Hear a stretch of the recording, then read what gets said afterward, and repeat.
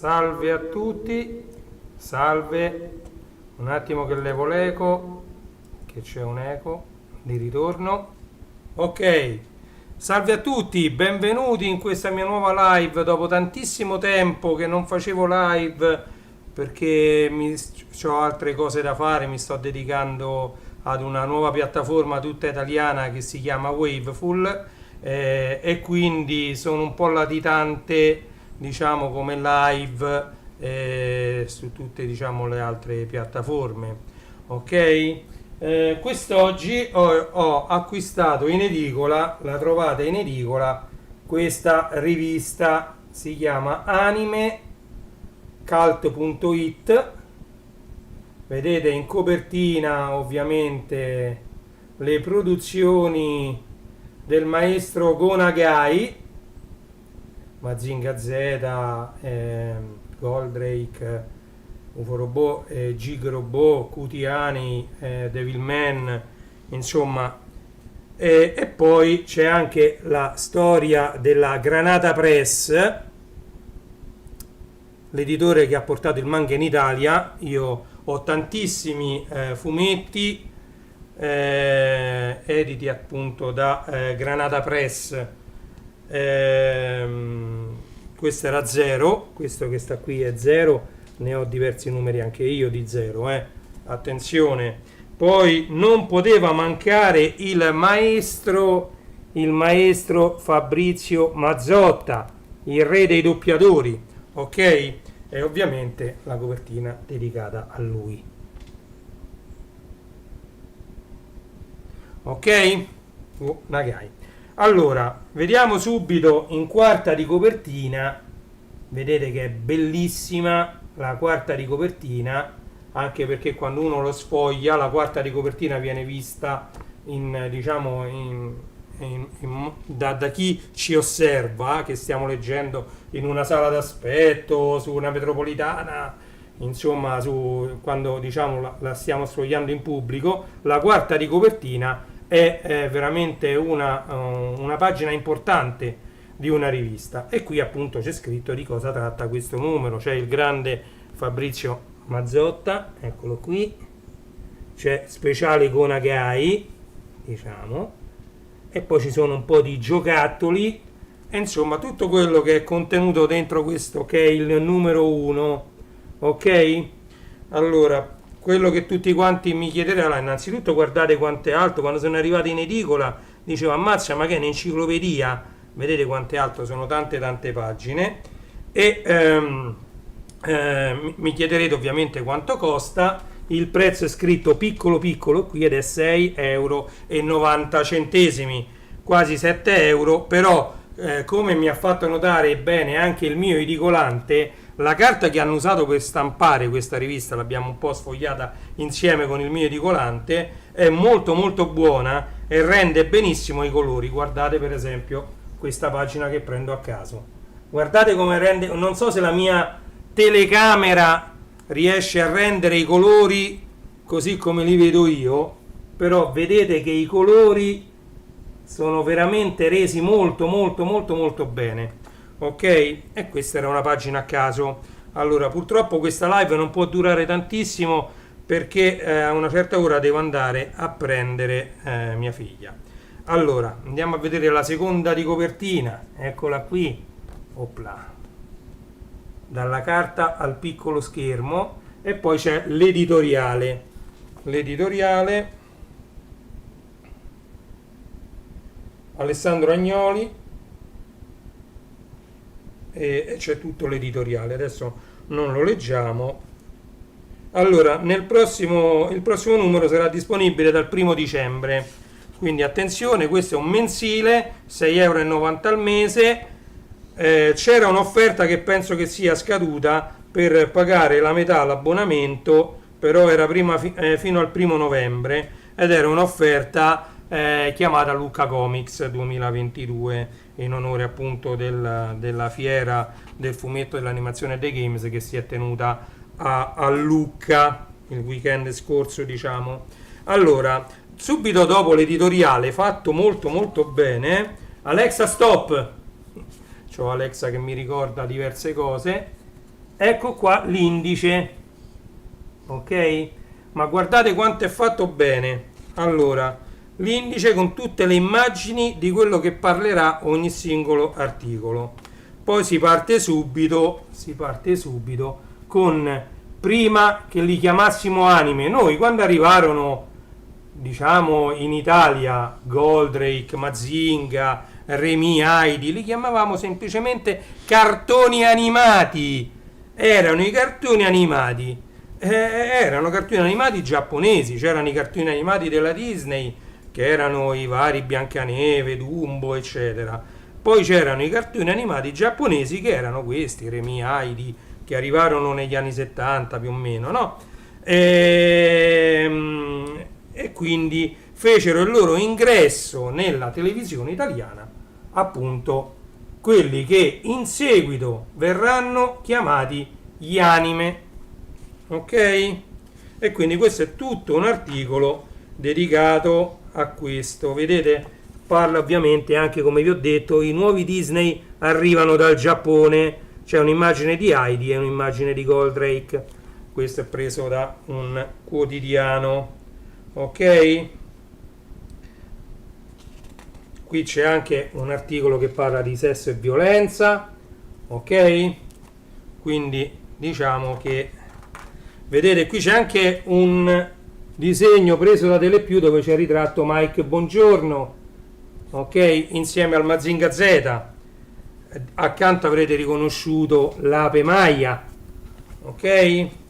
Andiamo avanti.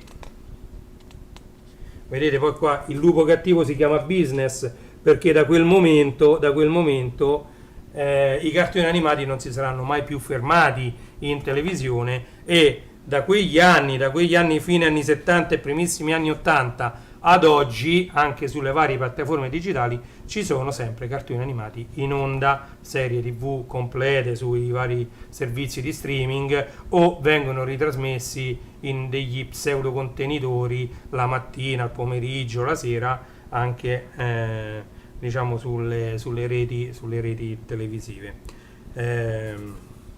Guerra agli UFO robot. Guardate come c'è stata una ricerca anche degli articoli originali dell'epoca, ok? Guardate, questi sono stati cercati, trovati e digitalizzati i quotidiani dell'epoca o i settimanali che potevano più o meno essere dedicati a questo argomento. Guardate che roba, questa è tutta roba d'epoca, guardate. Ok, come sapete io ho un sacco di libri, di fumetti, anche degli anni 70, primissimi anni 80, essendo io un patito. Ed ecco l'amico, il grande doppiatore Fabrizio, direttore di doppiaggio Fabrizio Mazzotta, la voce dei cartoni, ma non solo dei cartoni, perché io mi viene di ricordarne uno, perché io ho sempre accesa la televisione, perché mia figlia è una, diciamo, fan sfegatata di The Big Bang Theory. Lui è la voce di Kripke all'interno di un, diciamo, io lo chiamo ancora, perché non, forse sitcom, ma a me vengono chiamati ancora telefilm, ok? Quindi The Big Bang Theory ha avuto un successone planetario, e lui ha dato la voce a uno dei personaggi, non ce lo scordiamo, oltre che nei cartoni animati, Mizar di Goldrake, come vedete Eros di Pollon, ma Krusty il Clown dei Simpson. Quindi diciamo che poi il suo personaggio lo ha portato a stare in mezzo alla gente, ma in un modo molto amichevole. Fabrizio ha partecipato, continua a partecipare a queste fiere del fumetto, dell'animazione,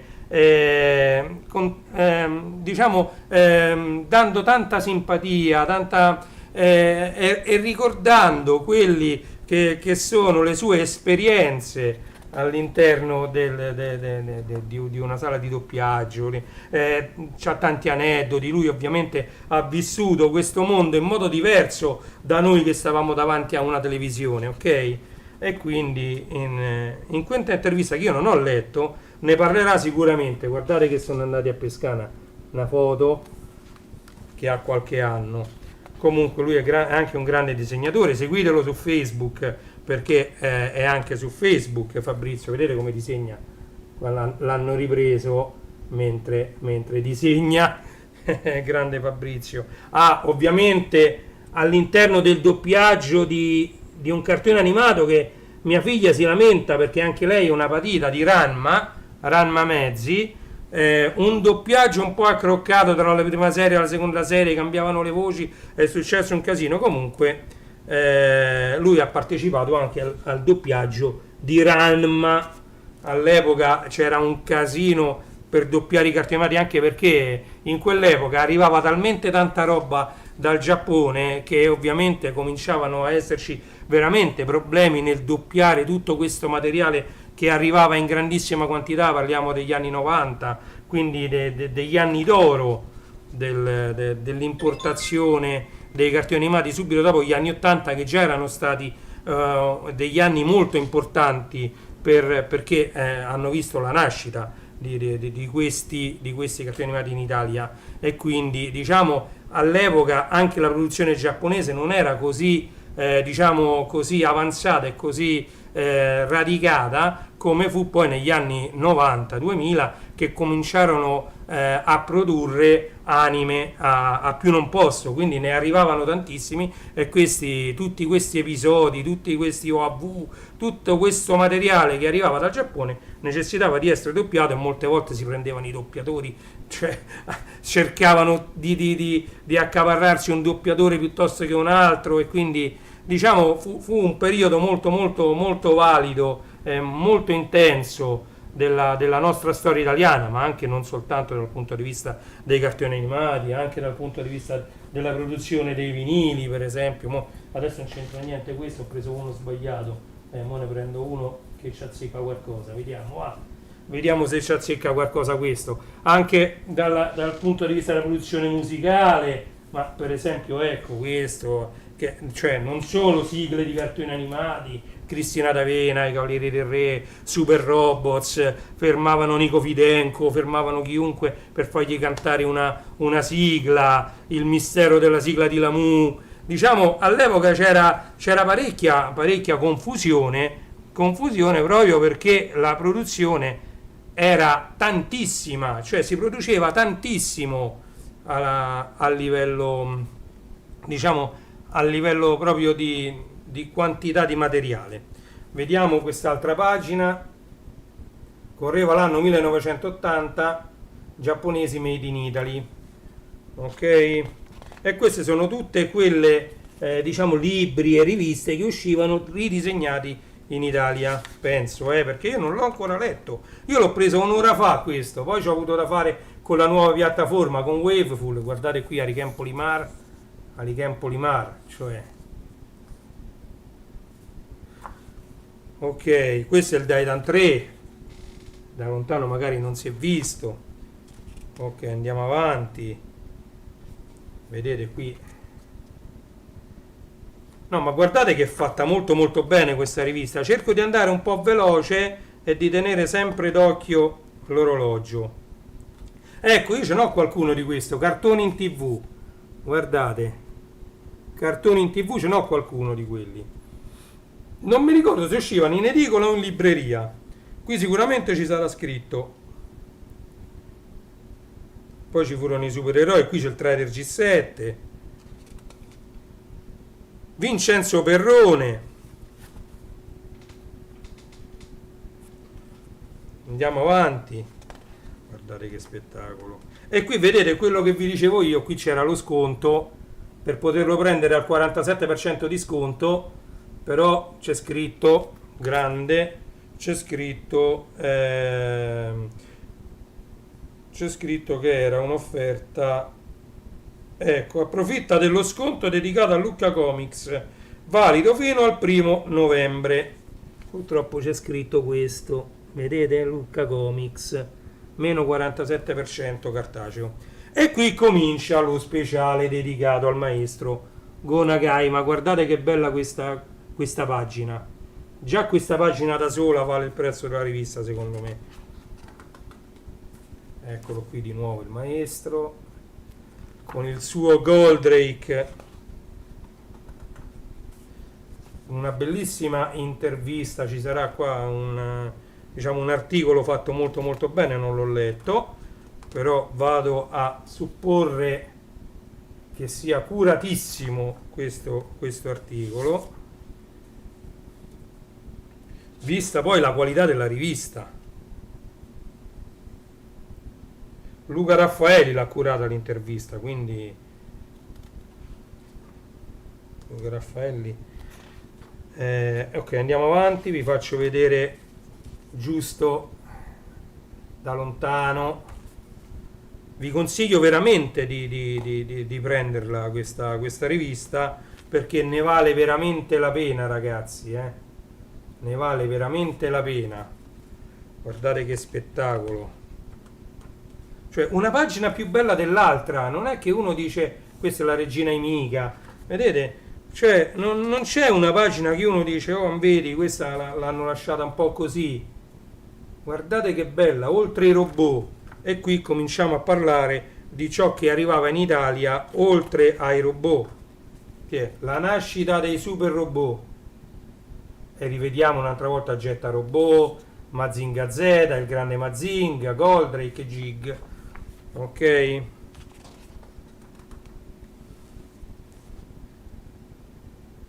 Mazinga Z 50 anni portati benissimo.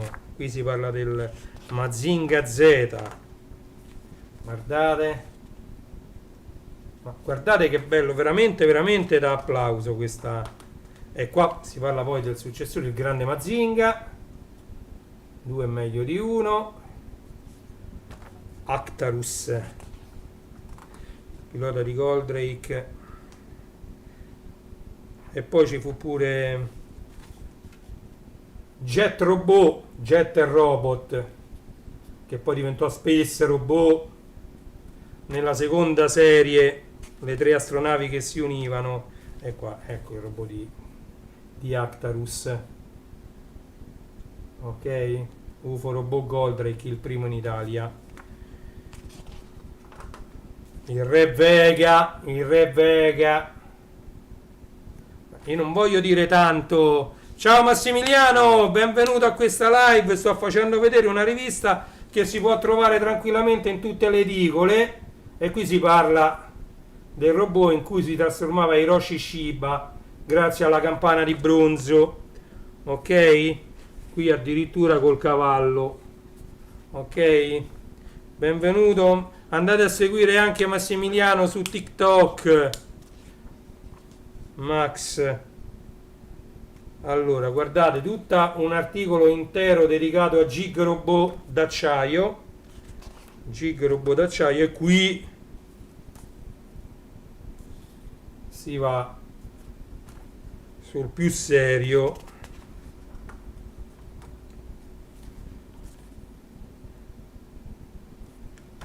Guardate che ma veramente veramente fatto benissimo. Devilman ovviamente non poteva mancare, l'uomo diavolo, principe del brivido, dominare puoi. Guardate un po', questo è Cudiani, no?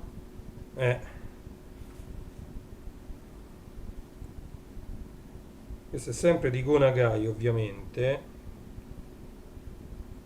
Non vorrei dire una stupidaggine, ma questo mi ricordo che era Cutiani. Solo che siccome il mio cervello se n'è andato al cinema. Gonagai, comicità ed erotismo, Giappone. Veronica Romei. Oh. Negli anni 70. Io mi ricordo che era Cutiani, comunque.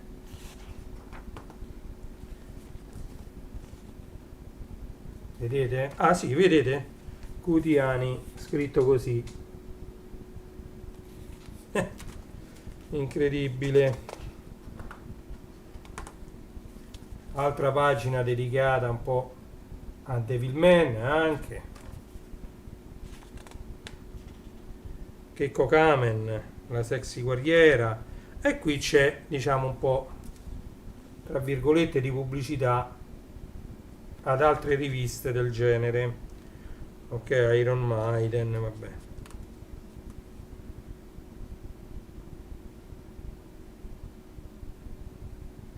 Intervista a Luca Raffaelli, la conoscenza prima di tutto.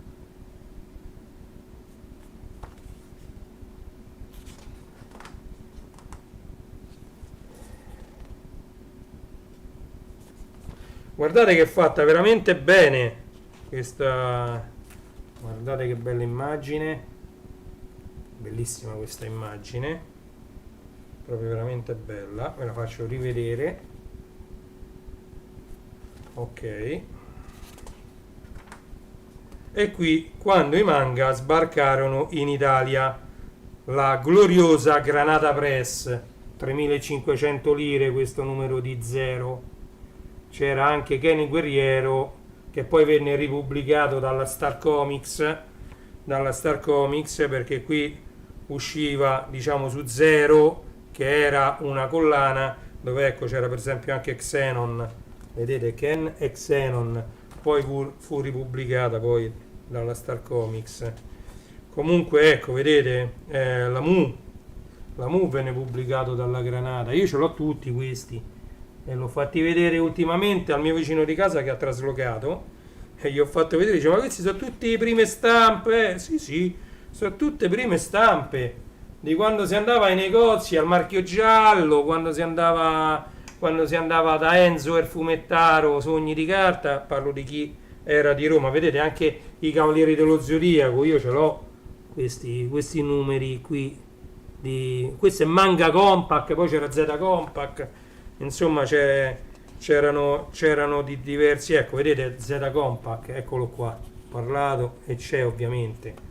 Io vado per ricordi e poi ovviamente si vede. Come vedete è uscito anche Ranma ce l'ho tutto, mi si sono un po' rovinate, cioè spaginate le copertine, pure Masonicoku ce l'ho tutto, Masonicoku, e quindi ce l'ho completa sia Masonicoku, Ranma, Kenny Guerriero, ce l'ho un po' tutti, pure la Mu ovviamente, che all'epoca, negli anni 90 quando uscirono.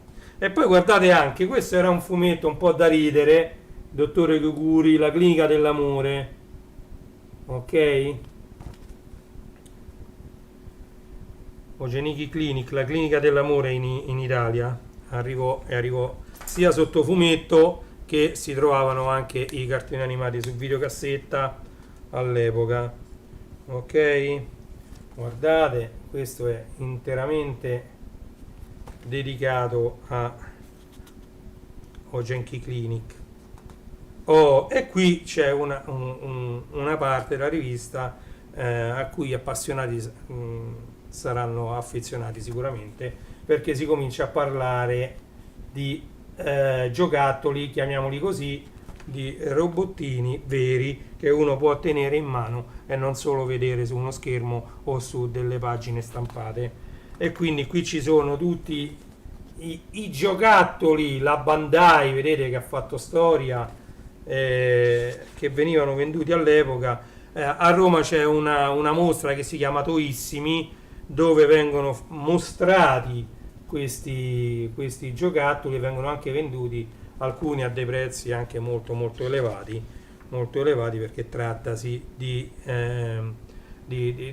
cose molto vintage, perché quelle originali dell'epoca sono proprio anni 70, quindi sono molto, molto vintage, mentre poi si trovano ovviamente diciamo, quelle che sono stati prodotti anche ora negli anni 2000, riprodotti, che ovviamente hanno il loro prezzo di produzione e tutto quanto, però non sono vintage perché sono stati riprodotti adesso. Però quelli che sono veramente vintage anni 70 si riconoscono, si vedono, non c'è alcun dubbio per riconoscerli. Midori Yamane,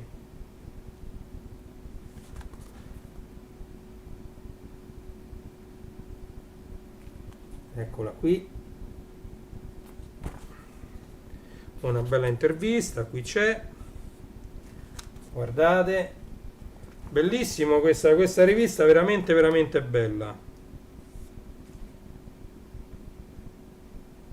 la statua di Devilman a Tokushima. E qui c'è, me la fanno vedere, aspettate che, eccola qui, Devilman.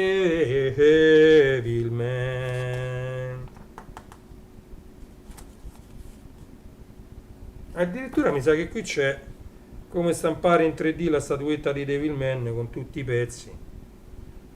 Potrebbe essere, comunque questa è quella che sta lì.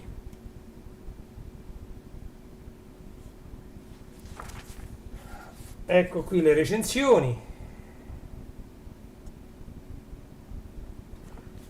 Io ve lo faccio vedere così perché questi sono i mezzi che ho a disposizione per ora, non ci posso fare nulla, quindi